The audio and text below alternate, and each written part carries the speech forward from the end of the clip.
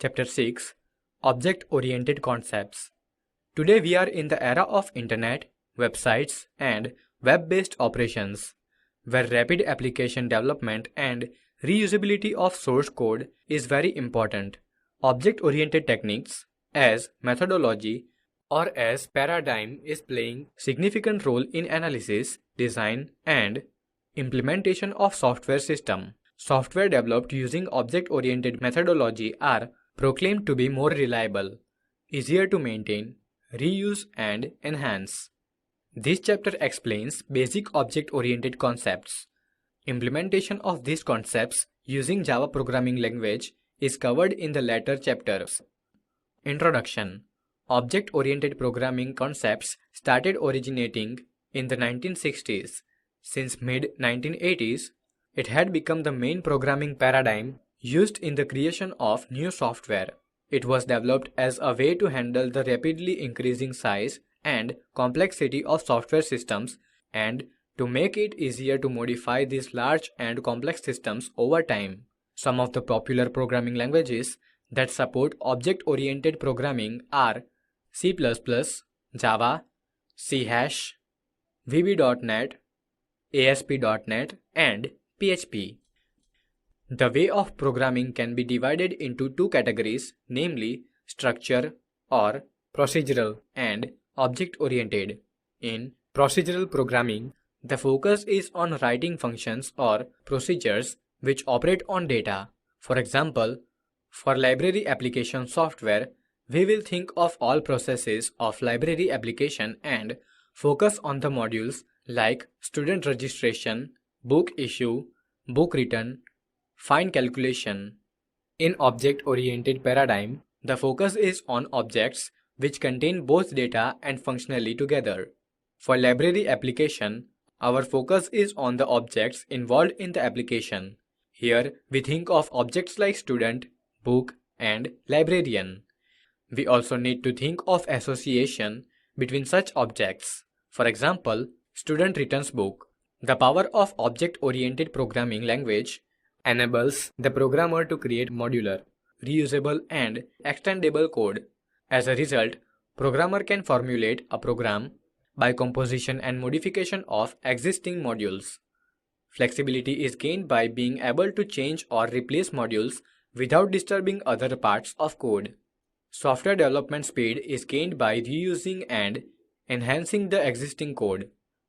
Object-oriented programming uses object as its fundamental building block.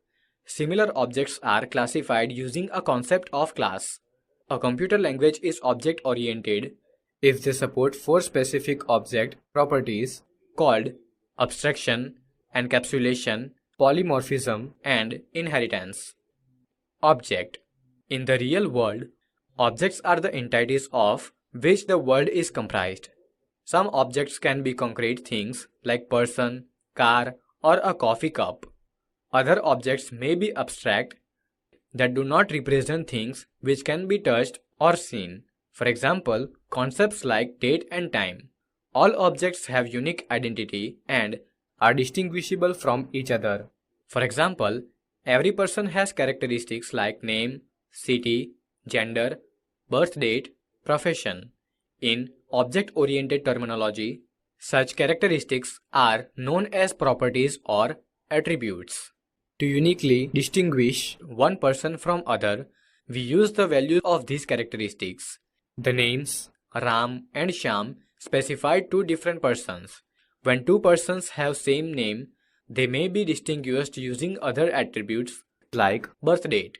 In this way, to identify the objects, we use the value of these attributes. These values are called state. Additionally, there is a behavior associated with objects. For example, person takes birth, gets name, changes location. The behavior is also known as method.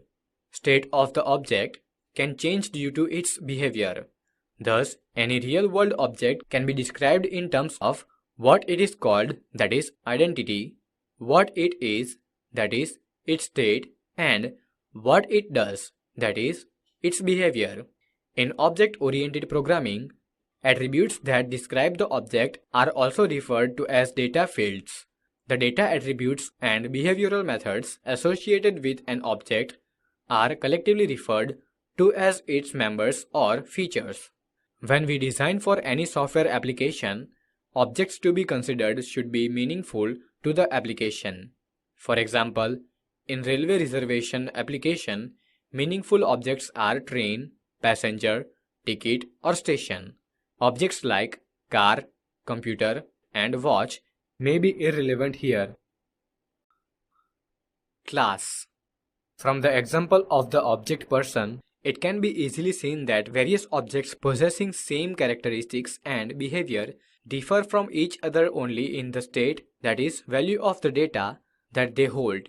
Object-oriented system uses the concept of class that enables to express the set of objects that are abstractly equivalent, differing only in the values of their attributes.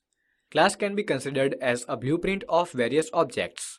A class is a template for multiple objects with similar features. It describes a group of objects with similar attributes and common behavior. Objects in the same class share a common semantic purpose. Thus, class is a general concept used to embody all the common features of a particular set of objects.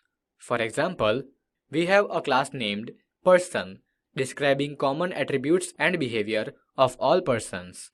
Individual persons are then objects and are identified by the state, that is the value of their attributes. Figure shows difference between the class and its objects. Before we proceed ahead to learn other object-oriented concepts, let us have brief introduction to class diagram. Introduction to class diagram. The class diagram presents a collection of classes, constraints, and relationship among classes. Unified modeling language, that is, UML, can be used to create models of object-oriented software to help with design of an application. UML is a visual modeling language defined and maintained by the Object Management Group, that is OMG. UML specifies several diagrams for representing different aspects of a software application. The purpose of the class diagram is to model the static view of an application. The class diagrams are the only diagrams which can be directly mapped with object-oriented languages and thus widely used among software developers. In class diagram, a class is represented with an icon using a rectangle split into three sections to present name, attributes, and behavior as follows. Number 1. Name of the class in the top section. Number 2. Attributes or properties of the class in the middle section. Number 3. Behavior or operations or methods of the class in the bottom section. This figure shows the pictorial representation of a class using UML convention, while this figure shows the class diagram of person. The class person is intended to provide information that is useful in understanding the role of the class in the context of class diagram. It does not have to contain every attribute and operation of the class. As seen in this figure, in UML notation, an attribute is declared using following syntax.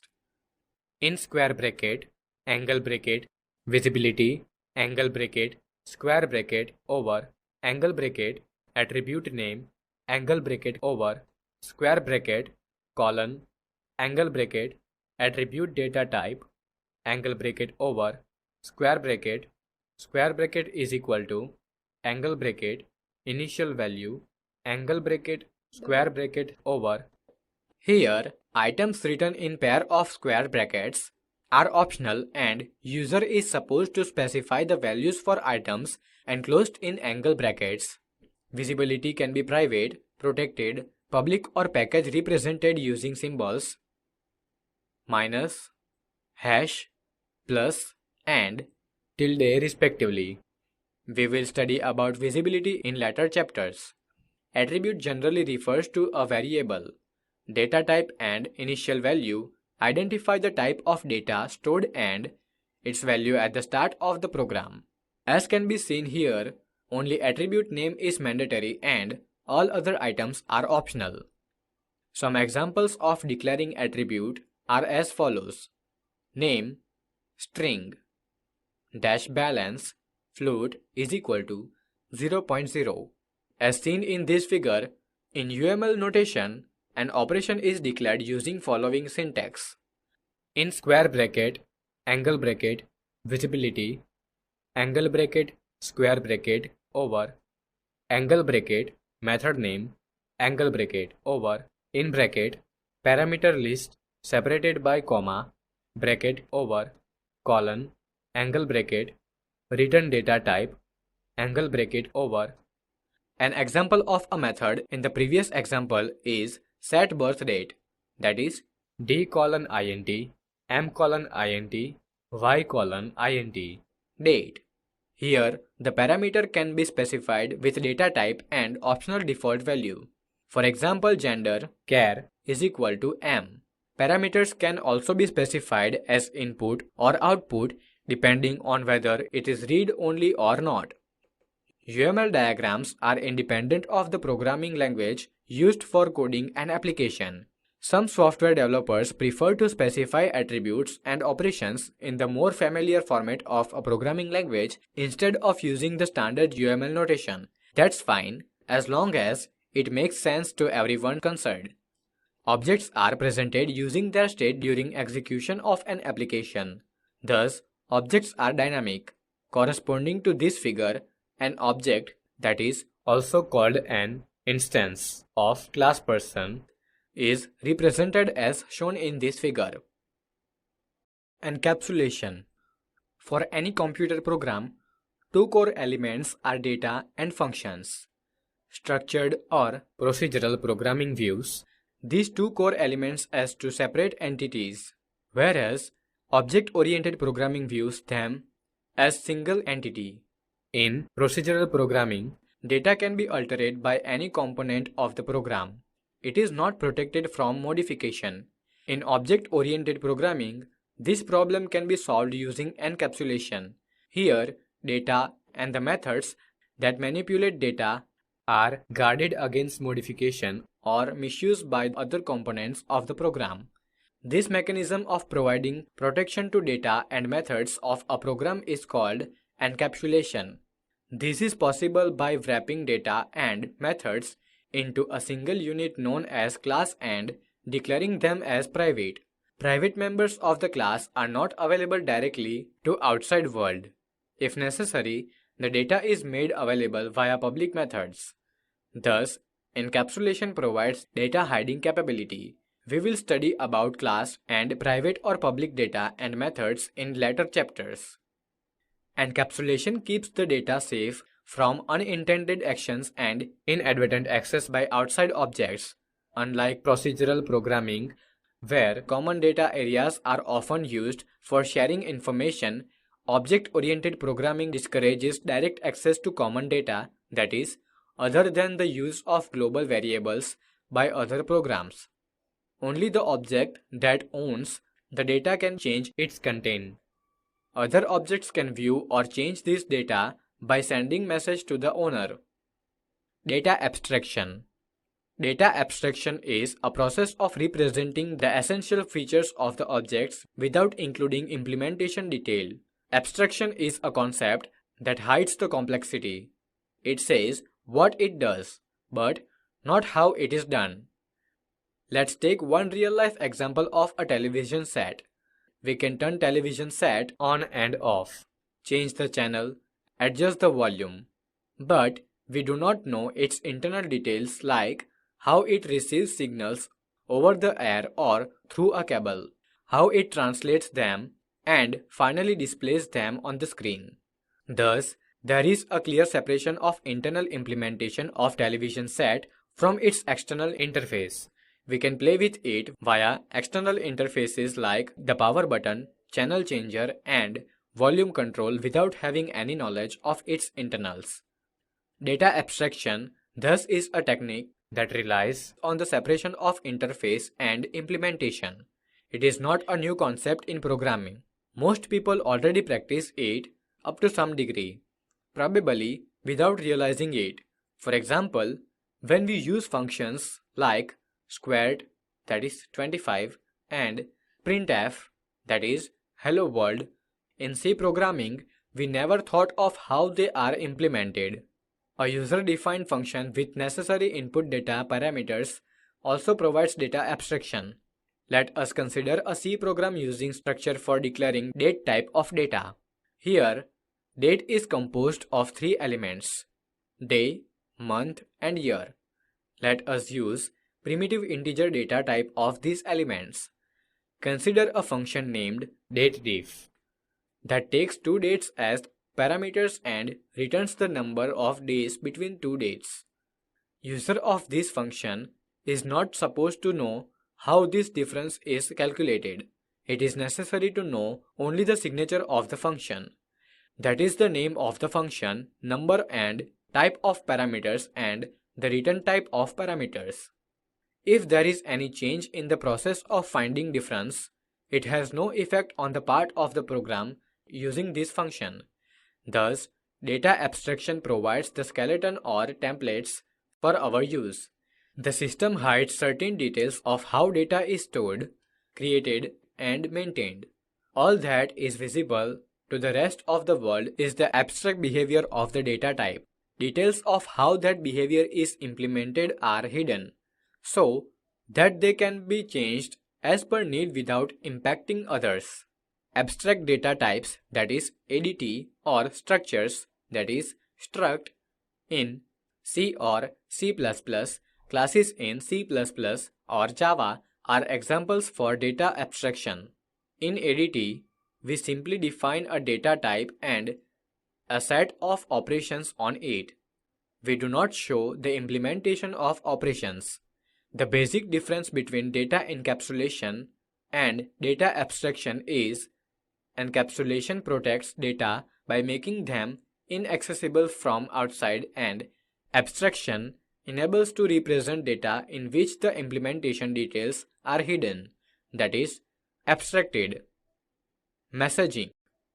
In object-oriented terminology, a call to a method is referred to as a message. Due to encapsulation, all method calls are handled by objects that recognize the method. Different classes may have same methods with same name. For example, class date has method named display that displays the date object in specific format. Suppose there are other classes time and person, both having method with same name display to display time in specific format and to display the details of person respectively. When method display is invoked in the program, how to know which method is to be executed? This is determined using the object that invokes the method. For example, if display is called by an object of person class, it executes the display method defined in person class. Polymorphism. Polymorphism means many forms. There may be different forms of single method or operation. Assume that we have written a function named max that finds maximum of two numbers. It takes two integers as parameters and returns maximum as integer value. Now suppose we want to add one more function named max that finds maximum of integer elements stored in an array. It takes array and its size as parameters and returns maximum integer. Is it possible to define more than one function with the same name? In some programming languages, the answer to this question is no. But in object-oriented programming, the answer is yes, as long as the methods differs in signatures, that is, number and type of parameters. Object-oriented programming allows defining more than one method having same name but different signatures in a single class. This feature is known as function or method overloading. Object-oriented programming also allows writing expression using operators on objects. For example, we can use expression date1, date2, where both operands are objects of class date. Here, operation minus is performed in a way different than performing subtraction on two numbers. Say, n1 minus n2. Here, same operation is given different meanings depending upon the data type of operands used. This type of polymorphism is achieved through operator overloading. Thus, polymorphism is achieved using two types of overloading: function overloading and operator overloading. In general, the capability of using same names to mean different things in different contexts is called overloading. Aggregation and composition. When objects of one class are composed of objects of other class, it is called aggregation or composition. It represents as a or a part of relationship between classes. For example, motherboard is a part of computer. As we know, computer is composed of many parts like motherboard, screen, keyboard, and mouse. A screen itself may be a class with attributes like length, width, and model. Similarly, motherboard may be defined as a class with attributes like model and company. When we define class computer, it will contain attributes that are objects of class motherboard and screen. Thus, it implies containment. Let us modify class person discussed before. First of all, we will define two new classes, name and address, as shown in this figure. Class name has attributes first name, middle name, and last name. Class address has attributes house, that refers to details of house, street, city, state, and pin code. Now let us modify class person and change the name of the attributes name and address to nm and addr respectively. The data type of attributes nm and addr is class and address respectively. Thus, class person contains objects of class, name, and address. Aggregation versus composition. Aggregation represents non-exclusive relationship between two classes. In aggregation, the class that forms part of the owner class can exist. The life of an object of the part class is not determined by the owner class. For example, although the motherboard is part of the computer, it can exist as a separate item independent of the computer. Thus, motherboard is not exclusively associated with computer. Similarly, object address may be shared by two or more persons, as can be seen in this figure. So, address is not exclusive to any one person. Basic aggregation is represented using an empty diamond symbol next to the whole class as shown in this figure. Composition represents exclusive relationship between two classes. Composition is a strong type of aggregation where the lifetime of the part class depends on the existence of the owner class. If an object of aggregating class is deleted, its part class object also will get deleted. For example, when an object of class person is deleted, the object of class name is also deleted. Name is associated exclusively with single person as shown in this figure. Composition relationships are represented using a filled diamond symbol next to the whole class as shown in this figure. In the given example, a relationship between class person and class name is composition relationship, whereas a relationship between class, person and class address is aggregation relationship. Address may be shared by more than one person. So, when a person is deleted, the corresponding name object is deleted, but address cannot be deleted. Note: the class that contains objects of other class is known as owner class or whole class or aggregating class. For example, the class person shown in this figure is an aggregating class. The class that is contained in owner class is known as subject class or part class or aggregated class.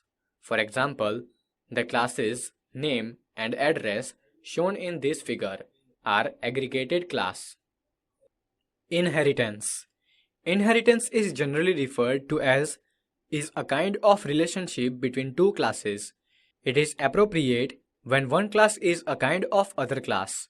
For example, teacher is a kind of person.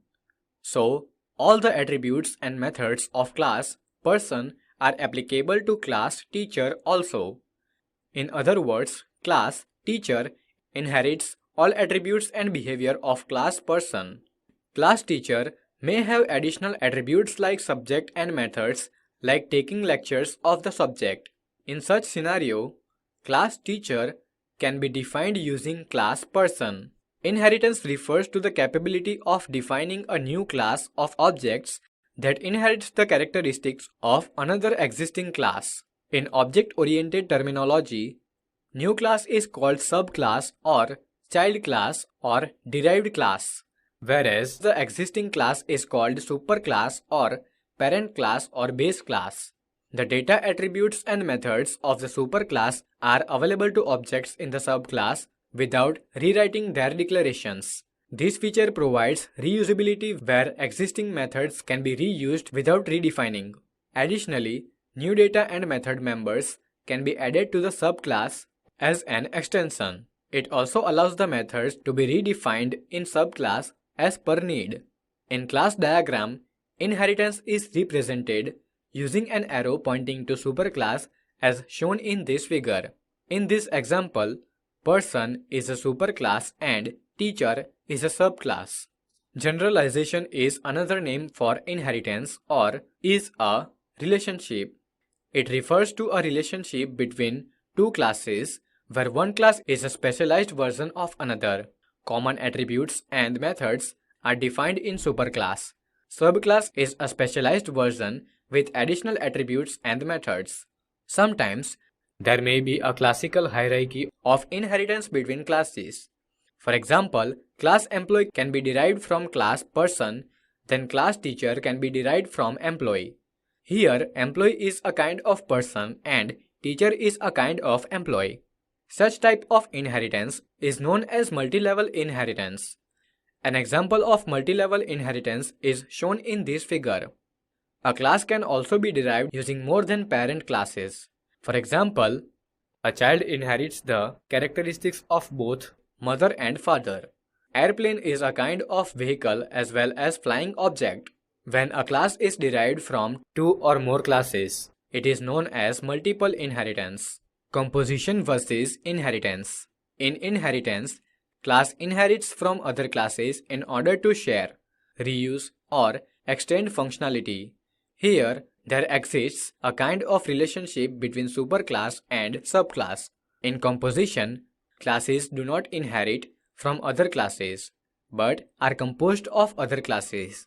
Class contains the attributes where some attributes are of objects of other class types. Note that there are other types of relationships and also constraints that can be represented in class diagram. The study of all the concepts is out of scope of this book.